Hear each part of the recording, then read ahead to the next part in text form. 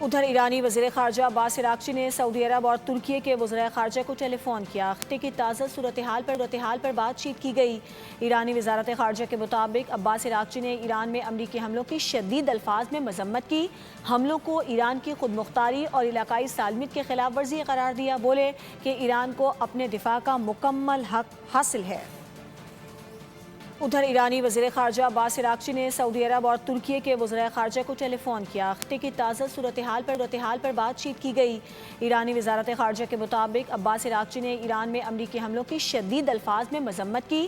حملوں کو ایران کی خود مختاری اور علاقائی سالمیت کی خلاف ورزی قرار دیا۔ بولے کہ ایران کو اپنے دفاع کا مکمل حق حاصل ہے۔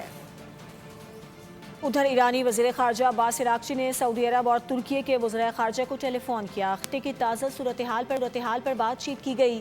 ایرانی وزارت خارجہ کے مطابق عباس عراقچی نے ایران میں امریکی حملوں کی شدید الفاظ میں مذمت کی۔ حملوں کو ایران کی خود مختاری اور علاقائی سالمیت کی خلاف ورزی قرار دیا۔ بولے کہ ایران کو اپنے دفاع کا مکمل حق حاصل ہے۔